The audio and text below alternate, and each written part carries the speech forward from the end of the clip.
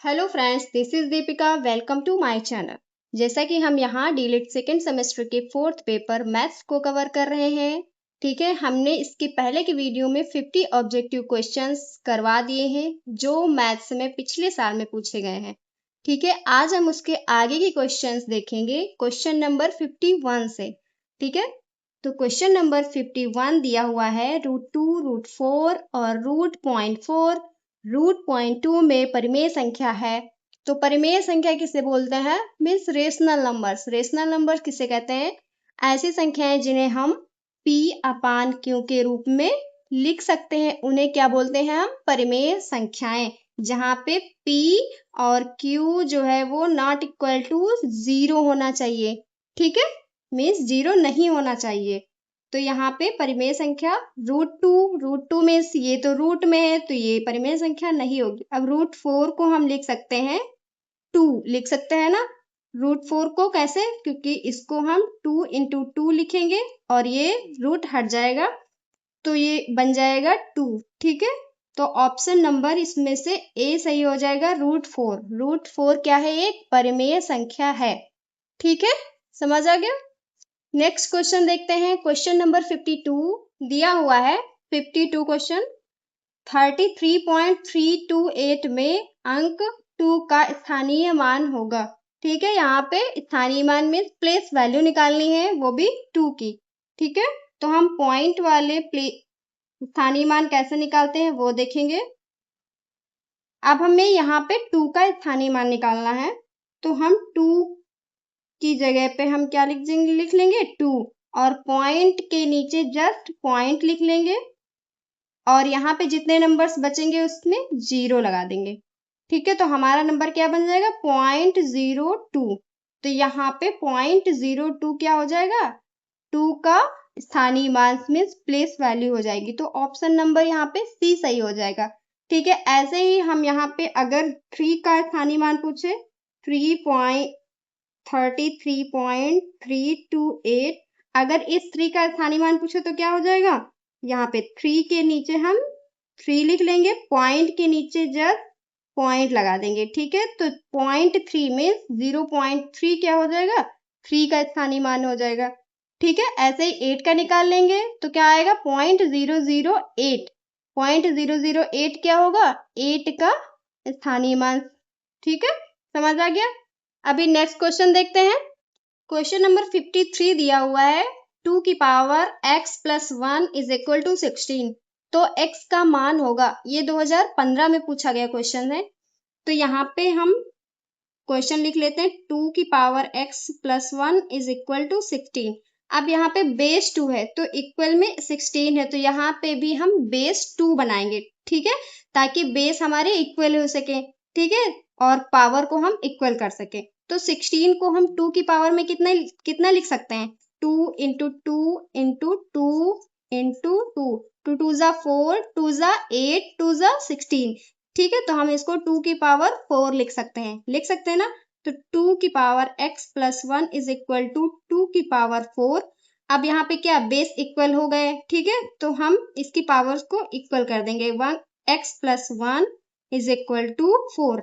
ठीक है, x अब यहाँ पे प्लस का 1 है, इक्वल के इधर आएगा तो माइनस का हो जाएगा। तो 4 माइनस का 1, यहाँ पे कितना आएगा आंसर? x = 4 में से 1 जाएगा 3। ठीक है, और पूछा यहाँ पे x का मान होगा तो x का मान कितना हो जाएगा? 3। ऑप्शन नंबर बी सही हो जाएगा। ठीक है, समझ आ गया। नेक्स्ट क्वेश्चन देखें। क्वेश्चन नंबर 54 देखते हैं। 1/8 - 3/8 + 2/8 डिवाइड बाई 1/4 का 1/2 का मान होगा। ये 2015 में पूछा गया क्वेश्चन है। ठीक है, तो इस तरीके के क्वेश्चंस को हम बोर्ड मास के प्रिंसिपल से लगाएंगे। ठीक है, अब बोर्ड मास प्रिंसिपल होता क्या है सबसे पहले वो समझेंगे। ठीक है, फिर इसको सॉल्व करेंगे। तो बोर्ड मास में सबसे पहले BOD इसको लिख लेते हैं, BODMAS, ये हो गया बोर्ड मास। ठीक है, तो B से क्या होता है? ब्रैकेट। मीन्स अगर इस तरीके के क्वेश्चंस में सबसे पहले ब्रैकेट है तो हम ब्रैकेट को हटाएंगे। ठीक है, चाहे बड़ा हो या छोटा हो, चाहे जो भी ब्रैकेट होगा उसको हम सबसे पहले रिमूव करेंगे। ठीक है, उसके बाद ऑफ को रिमूव करेंगे। ऑफ हटाएंगे तो वहां पे क्या? मल्टीप्लाई आएगा। उसके बाद डी से डिवीजन को सॉल्व करेंगे, डिवीजन मीन्स भाग करेंगे। उसके बाद एम से मल्टीप्लाई, ठीक है। उसके बाद ऐड, यहाँ पे प्लस को सॉल्व करेंगे, उसके बाद सब्ट्रैक्ट, ठीक है।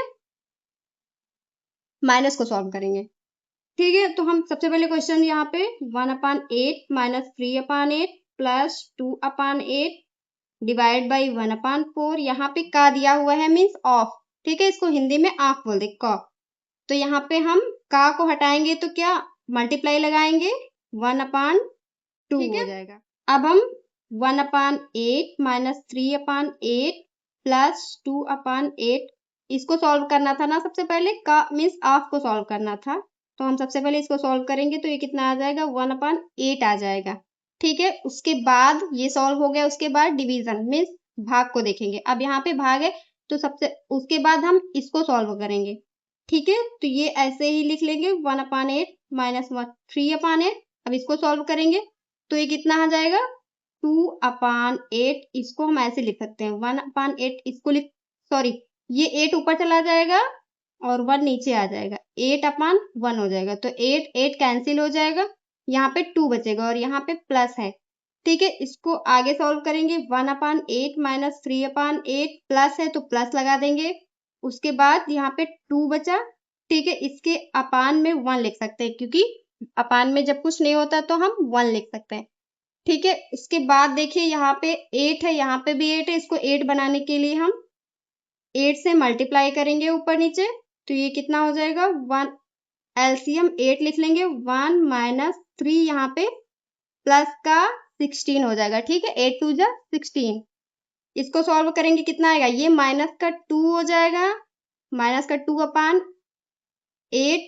प्लस 16 ये हो जाएगा। उसके बाद माइनस के 2 से प्लस का 16 जाएगा तो कितना बचेगा, 14/8। अब इसको 2 7 जा 14, 2 4 जा 8, तो 7/4 हमारा करेक्ट आंसर होगा, ठीक है। ऑप्शन नंबर कौन सा है, देखिए ऑप्शन नंबर सी सही हो जाएगा, ठीक है। समझ आ गया। सबसे पहले हम इसको बोर्ड मॉस के प्रिंसिपल को समझेंगे। बी से ब्रैकेट को ओपन करेंगे, उसके बाद ओ से ऑफ, डी से डिवीजन, एम से मल्टीप्लाई, ए से ऐड, एस से सब्ट्रैक्ट करेंगे, ठीक है।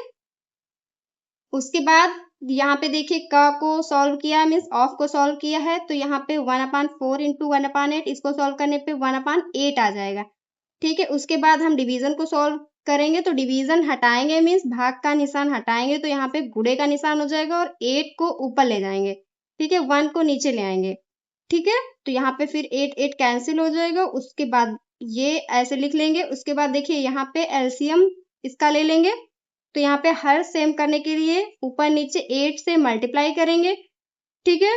आगे हम इसको एज इट इज सॉल्व कर लेंगे, ठीक है। समझ आ गया। नेक्स्ट क्वेश्चन देखते हैं। नेक्स्ट क्वेश्चन 55 देखते हैं। एक त्रिभुज की भुजाएं 2 सेंटीमीटर, 3 सेंटीमीटर और 5 सेंटीमीटर है, तो त्रिभुज होगा। ये 2015 में पूछा गया क्वेश्चन है, ये ऑप्शन दिए हुए हैं। तो यहाँ पे त्रिभुज की भुजाएं दी हुई है और त्रिभुज पूछा है, ठीक है।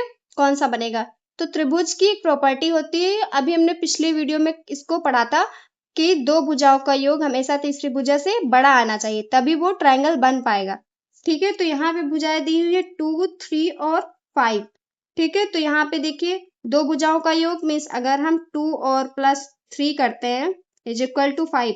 अब तीसरी भुजा से बड़ा आना चाहिए, तो तीसरी भुजा 5 से बड़ा आना चाहिए, लेकिन ये इक्वल टू 5 आ रहा है, मीन्स ये प्रॉपर्टी को फॉलो ही नहीं कर रहा है, तो ट्रायंगल नहीं बनेगा, ठीक है। तो इसमें ऑप्शन नंबर डी सही हो जाएगा, ठीक है।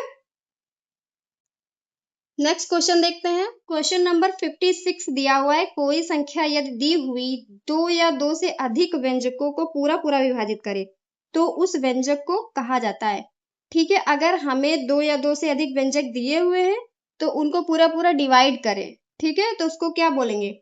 अगर हमारे पास 2 या 2 से, सबसे पहले हम व्यंजक ले लेते हैं, जैसे मान लो 2 4 6 8 हो गया, ठीक है। तो ऐसी कौन सी संख्या है जो इन सारी संख्याओं को पूरा पूरा डिवाइड करेगी, ऐसी कौन सी संख्या है।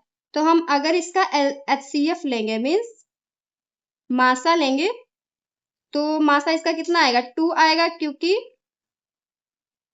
इसका मासा कितना आएगा, 2 आएगा। सारी संख्याएं क्या है, डिविजिबल हैं। 2 1 जा 2 हो जाएगा, यहाँ पे 2 2 जा 4 हो जाएगा, 2 3 जा 6 हो जाएगा, 2 4 जा 8 हो जाएगा। 2 से सारी संख्याएं क्या है, डिविजिबल हैं। मीन्स HCF है, HCF